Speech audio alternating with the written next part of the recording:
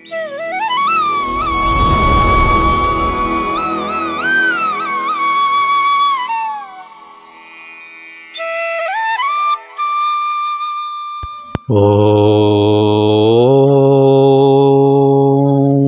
శ్రీ సచ్చిదానంద సమర్థ సద్గురు సాయినాథ్ మహారాజ్ కీ జై. ముందుగా సాయి భక్తులందరికీ నమస్కారం అండి. వీడియో చూస్తున్న ప్రతి ఒక్కరిపైన ఆ సాయినాథుని ఆశీస్సులు ఉండాలని, బాబా గారి భక్తులందరూ ఎప్పుడూ కూడా ఆనందంగా సంతోషంగా వారి జీవితాన్ని గడపాలని మనస్ఫూర్తిగా కోరుకుంటూ ఈ వీడియో స్టార్ట్ చేస్తున్నాను ఫ్రెండ్స్.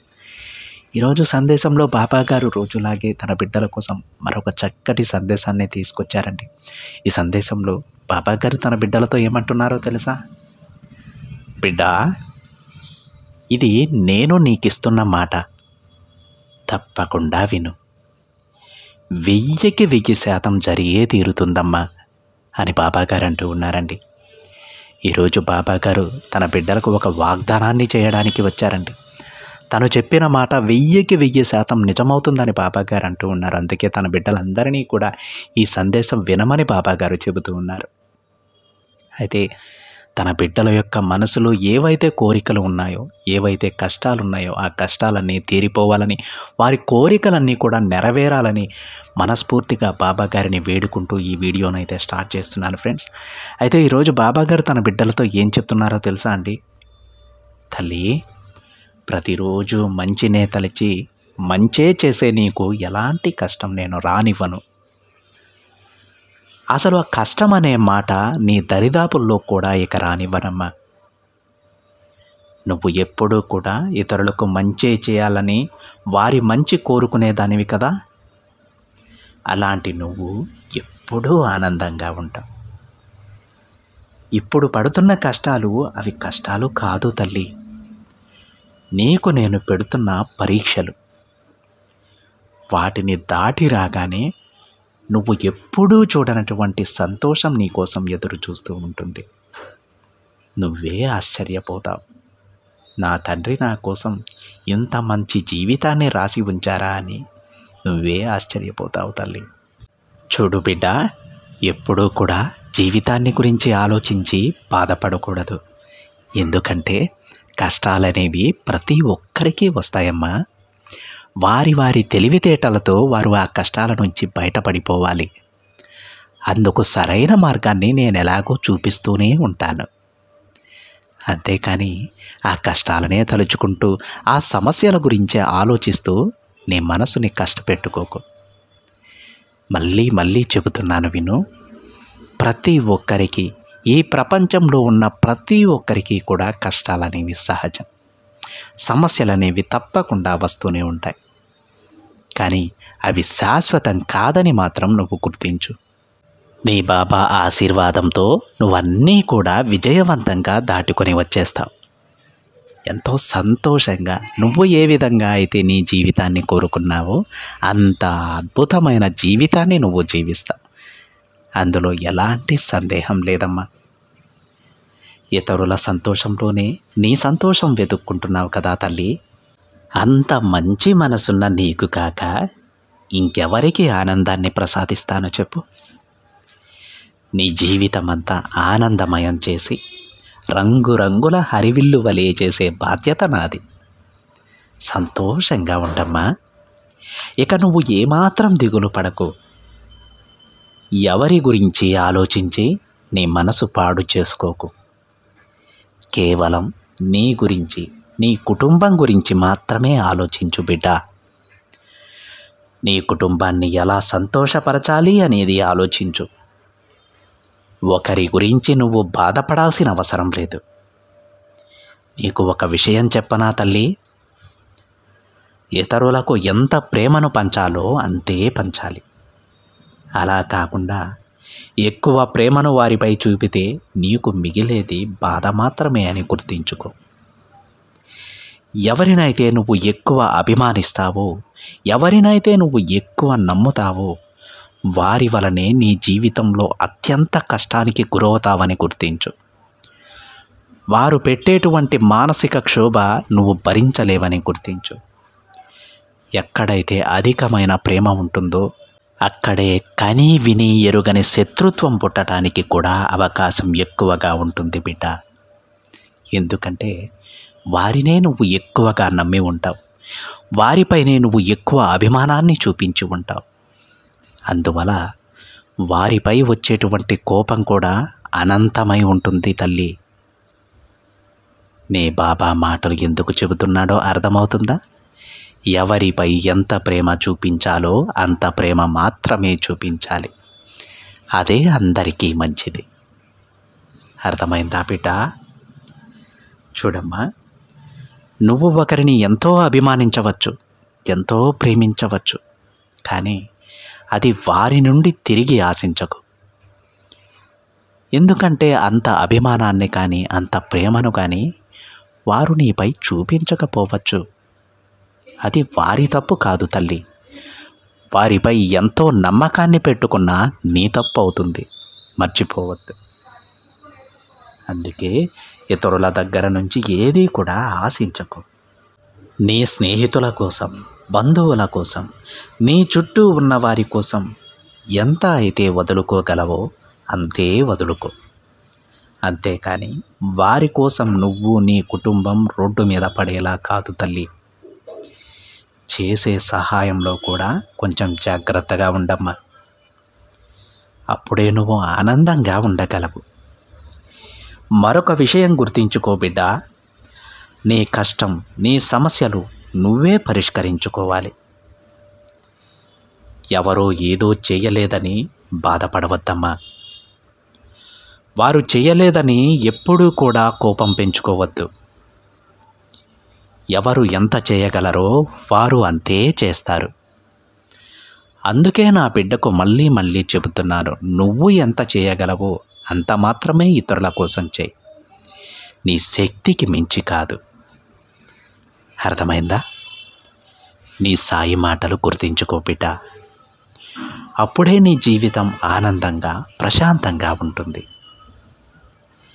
ఇక నువ్వు ఆనందంగా, స్వేచ్ఛగా బ్రతికే రోజులు వచ్చేసాయి తల్లి.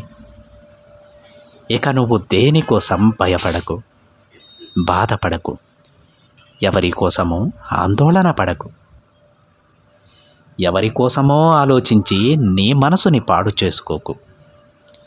ధైర్యంగా ఉండటం అలవాటు చేసుకో. నువ్వు ఏం చేయాలని అనుకుంటున్నావో అదే చెయ్యి బిడ్డ. మిగతాది నేను చూసుకుంటాను. నీకు తోడుగా ఎవరున్నా లేకున్నా నీ సాయి తండ్రిని ఎప్పుడూ నీకు తోడుగా ఉంటానని గుర్తుపెట్టుకో. రాబోయే రోజులు నీకు ఆనందాన్ని తెచ్చిపెడతాయి తల్లి. నీ జీవితంలో ఒక మంచి మార్పును నేను జరిపిస్తాను.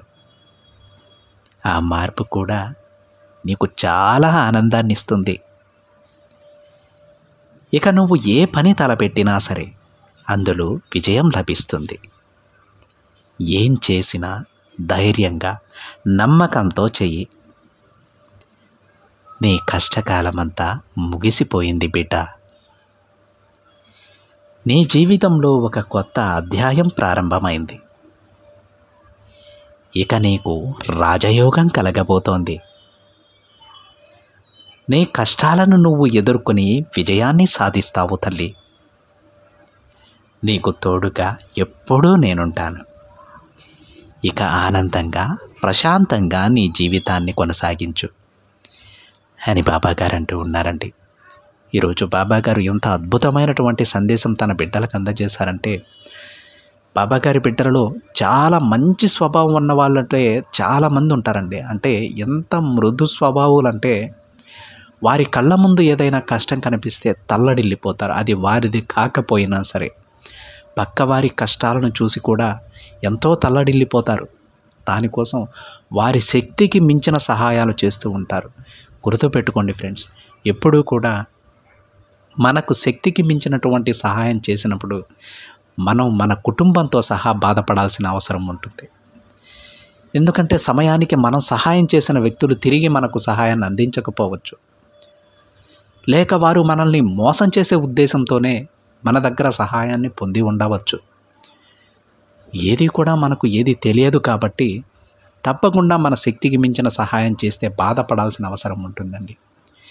మంచివారికైనా సరే మీరు సహాయం చేసినప్పుడు వారు ఆ సమయానికి మీకు సహాయం చేయాల్సి వచ్చినప్పుడు వాళ్ళు చేయలేకపోవచ్చు. ఎందుకంటే వారి పరిస్థితులు అలా ఉండవచ్చు. అందుకే బాబాగారు చెబుతూ ఉన్నారు, నువ్వు సహాయం చేయి కానీ ఇతరుల దగ్గర నుంచి దానిని ఆశించొద్దమ్మా అని బాబాగారు అంటూ ఉన్నారు. ఆ మాటలకు అర్థం ఇదే. నీ దగ్గర నుంచి సహాయం పొందిన వ్యక్తి ఎంతో మంచివాళ్ళై ఉండొచ్చు, తిరిగి నీకు దానిని తన కృతజ్ఞతను చూపించాల్సిన సమయం వచ్చినప్పుడు దానిని చూపించేదానికి అతనికి అవకాశం రాకపోవచ్చు. దానివల్ల నువ్వు బాధపడతావు కదా. అలాంటి బాధపడకూడదు అంటే వాళ్ళ దగ్గర నుంచి నువ్వు ఏది ఆశించకూడదు. నీకు వీలైనంత సహాయం చేయమ్మా, అంతేకాని నీ చేతికి మించి కాదు. నువ్వు ఏదైతే చేస్తావో తిరిగి దానిని వారి దగ్గర నుంచి ఆశించవద్దు. కొంతమంది నిన్ను మోసం చేయవచ్చు, కొంతమంది నీకు కృతజ్ఞతలు చూపించడానికి వీలు లేకపోవచ్చు. అలాంటి పరిస్థితులు వాళ్ళకి ఆ పరిస్థితిని తీసుకొచ్చి పెట్టచ్చు. అందుకే ఎవరి దగ్గర నుంచి ఏది ఆశించవద్దు. నిస్వార్థంగా సహాయం చేయి, దానిని తిరిగి ఆశించకు. దానికి ప్రతిఫలాన్ని నేను నీకు అందిస్తాను తల్లి అని బాబాగారి మాటలలో ఉన్న అంతరార్థం. అంటే అర్థమవుతుందా ఫ్రెండ్స్ బాబాగారు ఏం చెబుతూ ఉన్నారు? బాబాగారు మరొక విషయం కూడా చెప్పారు. ఎవరి మీద అయితే మీరు ఎక్కువ అభిమానాన్ని పెంచుకుంటారో, ఎక్కువ ప్రేమను చూపిస్తారో వారి చేతుల్లోనే ఘోరంగా మోసపోయేటువంటి సంభావ్యత ఎక్కువ ఉంటుందని బాబాగారు చెబుతూ ఉన్నారు. ఎందుకంటే వాళ్ళని మీరు చాలా ఎక్కువగా నమ్ముతారండి. వాళ్ళ ద్వారా మోసపోతారని మీరు కలలో కూడా ఊహించరు. ఎంతో నమ్మకాన్ని పెడతారు. మీ ప్రతి ఒక్క విషయాన్ని కూడా వారికి చెబుతారు. అయితే వారి ద్వారానే మీ జీవితంలో మీరు ఊహించని విధంగా మోసపోతారని బాబాగారు చెబుతూ ఉన్నారు. అందరి విషయాలలో అలా ఉండకపోవచ్చండి, కానీ చాలామంది మోసపోయిన వ్యక్తులను చాలామందిని అడగండి. వారు ఎవరినైతే ఎక్కువగా నమ్మి ఉంటారో వారి ద్వారానే మేము మోసపోయామనేటువంటి విషయం అయితే మీకు తెలుస్తుంది. అంటే అందరినీ అనుమానించమని బాబాగారి ఉద్దేశం కాదండి. బాబాగారి మాటలలో ఉన్న అంతరార్థం అది కాదు. మీ జాగ్రత్తలో మీరు ఉండండి. ఒకరిని నమ్మారు, వారికి ఏదైనా మీకు సంబంధించినటువంటి ఒక విషయం అతనికి చెప్పేటప్పుడు అది చెడు చేస్తుందా మంచి చేస్తుందా అనేటువంటి ఆలోచన మీకు ఉండాలి. నమ్మావు కదా అని మీ ప్రతి ఒక్క విషయాన్ని వారితో పంచుకోకూడదు. ఎందుకంటే ఒకవేళ అతను నీ ఎదురుగా ఉన్న అతను నీతో నటిస్తూ ఉంటే, అభిమానాన్ని నీపై చూపించే అభిమానాన్ని కానీ ప్రేమని కానీ నటిస్తూ చూపిస్తూ ఉంటే వాళ్ళు నిన్ను చాలా దెబ్బ కొట్టేటువంటి అవకాశం ఉంది. మీ ప్రతి ఒక్క విషయం వారికి తెలుసు కాబట్టి వారి అవసరాలకు వాటిని వాడుకునేటువంటి అవకాశం ఉంది. మిమ్మల్ని ఇరుకులలో పెట్టేటువంటి ఆ అవకాశం ఉందని బాబాగారు తన బిడ్డలని హెచ్చరించుకుంటూ ఉన్నారండి. అందుకే 1కి 2 సార్లు ఆలోచించి ఏది ఎవరితో చెప్పాలన్నా 1కి 2 సార్లు ఆలోచించి మాట్లాడటం నేర్చుకోండి. అందరినీ గుడ్డిగా నమ్మవద్దు. నమ్మకం ఉండాలి, కానీ అది ఎంత మోతాదులో ఉండాలో అంతే ఉండాలి. ఏ పనైనా సరే మీకంటూ ఒక సొంత ఆలోచన ఉండాలి. అంతేకాని ఎవరో ఏదో చెప్పారని మీరు చేసేయకూడదు. ఈ విషయాలను ప్రతిరోజు బాబాగారు తన బిడ్డలకు చెబుతూ ఉంటారు. అంటే ఈ విషయాలు మన జీవితంలో ఎంత ప్రభావాన్ని చూపుతాయో ఒక్కసారి ఆలోచించండి ఫ్రెండ్స్. ఒక్కసారి మీరు ఇది ఆలోచించగలిగితే ఎప్పుడూ కూడా అజాగ్రత్తగా ఉండరు. ఎప్పుడూ కూడా ఎవ్వరి చేతిలో కూడా మోసపోరు. ఒకవేళ మోసపోవాల్సినటువంటి ఆ అవకాశం వస్తే, మోసపోవాల్సినటువంటి ఆ సందర్భం వస్తే దాని ప్రభావం చాలా తక్కువ ఉంటుంది.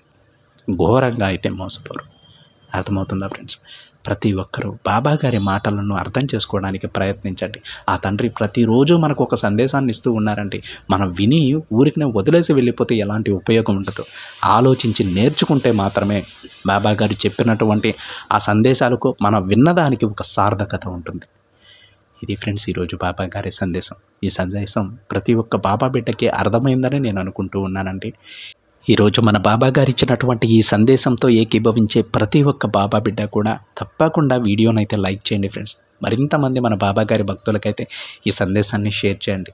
మొదటిసారిగా ఛానల్ని చూసేవాళ్ళు మాత్రం తప్పకుండా సబ్స్క్రైబ్ చేసుకొని పక్కనే ఉన్న బెల్ ఐకాన్ని యాక్టివేట్ చేయండి. మరొక బాబాగారి సందేశంతో మరొక వీడియోలో కలుద్దాం. అంతవరకు ఓం సాయిరామ్.